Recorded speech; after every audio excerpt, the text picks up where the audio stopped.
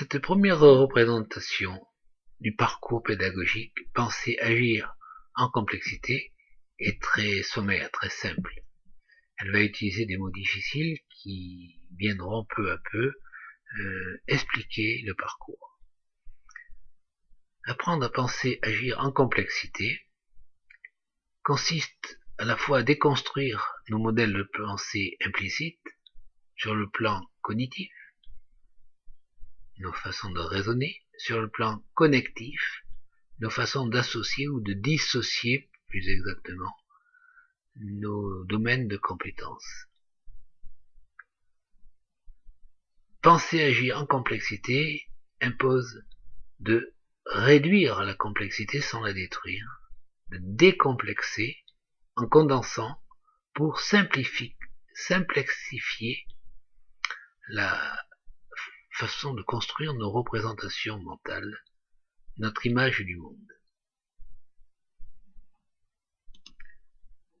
Déconstruire car nous sommes conditionnés par notre façon de penser apprise à l'école, puis standardisée dans la vie sociale. Les modèles pédagogiques sont très prégnants. Notre culture occidentale a organisé notre façon de penser d'une façon très précise.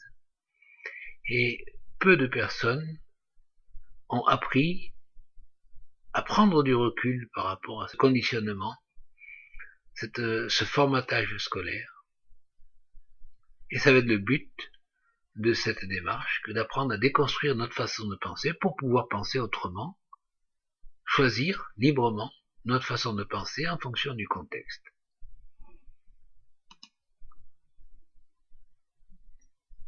Déconstruire ces modèles implicites pour créer des modèles simplexes, opérants, faciles à utiliser, qui ne cassent pas la reliance entre les différents objets de nos modèles.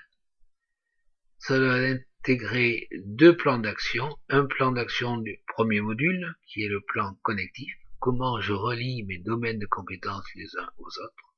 Comment je prends en compte les interactions, des observations, de mes représentations du monde. Et dans le plan cognitif, comment je vais réfléchir, quel modèle de pensée je vais utiliser pour pouvoir organiser mon argumentation, construire du sens à ma démarche. Le plus facile, c'est le plan connectif. Comment je relie différents éléments, comment je fais partager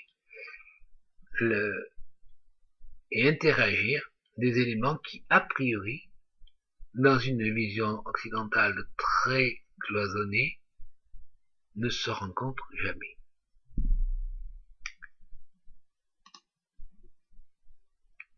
Alors, ce plan connectif va essayer de nous faire sortir de la pensée unique, le monisme, le système de croyance, implicite ou explicite, et son voisin très très fortement utilisé, qui est le dualisme, le masculin-féminin, le bon, le mauvais, le bien et le mal, le système cause-effet. Il y a toujours une cause à un effet, et l'effet n'est jamais cause de la cause. Il y a une logique mécanique de production de sens qui organise la pensée occidentale. Les systèmes tripolaires, ce sont déjà des systèmes de régulation à trois entités. Les systèmes quadripolaires, les systèmes multipolaires et multipolaires fractaux, c'est-à-dire que l'on retrouvera le même système à différentes échelles de complexité de notre représentation du monde, qui va permettre de faire des économies de représentation, des économies de schémas. Alors, le plan cognitif, qui est le sujet du deuxième module de formation, est plus ardu, il faut le reconnaître, moins arbitraire. comment je pense ce que je pense, en termes de logique, en termes de raisonnement. Eh bien, il y a effectivement, au départ, le déterminisme mécaniste, qui concerne la plupart des discours philosophiques, politiques, scientifiques, de vulgarisation. C'est le prêt-à-penser organisé par l'éducation scolaire. Et nous avons besoin de ce système-là, mais pas seul. Il y en a d'autres qu'il faut apprendre à utiliser à bon escient. La logique par processus, qui est aussi un déterminisme, mais qui intègre la dimension d'intégration, c'est un système intégratif. Un processus améliore sa performance par la mesure de la qualité de ce qui sort, c'est-à-dire de sa production. Le déterminisme systémique, plus général, qui va être à la fois proportionnel, dérivatif et intégratif.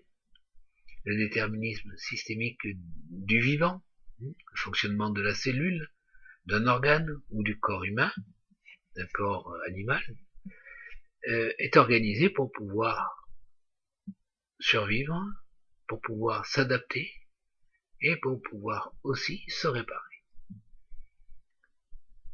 dans certains cas. Ce sont des systèmes déterministes, beaucoup plus complexes que le déterminisme mécaniste.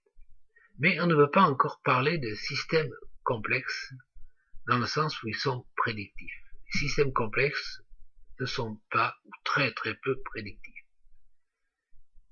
Ils interagissent avec le contexte.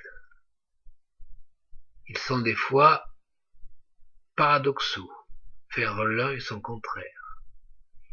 Ils sont chaotiques, c'est-à-dire qu'ils sont complètement imprévisibles. Ils partent d'une situation d'équilibre pour aller dans une autre situation d'équilibre, mais entre les deux, c'est le chaos. On ne sait pas comment ça se passe. Et puis, il y a les systèmes hologrammiques, où le tout est défini dans la partie évidemment intègre le tout, mais le tout est plus que la somme des parties, et chaque partie est plus que le tout. Et là, nous avons affaire à quelque chose qui est beaucoup plus difficile à accepter, à intégrer, à comprendre et à manier que un déterminisme mécanique. Exemple, le cerveau qui, à l'intérieur de notre corps, pilote notre corps, et il est plus complexe que notre corps, puisqu'il est capable de représenter notre corps dans l'instant T, dans l'instant T plus 1, et une autre représentation est celle qui va mettre en mouvement le corps pour aller de T à T plus 1.